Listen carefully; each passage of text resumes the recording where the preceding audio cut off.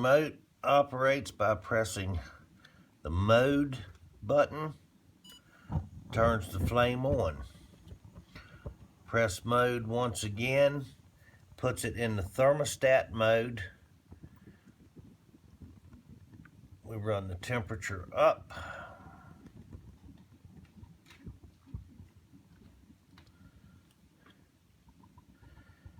At 73 degrees, the flames will come on. Once it reaches 73 degrees, the flames will turn off automatically. So whatever temperature the remote is programmed at will control the temperature in the room. Press mode once again, takes it to the off position.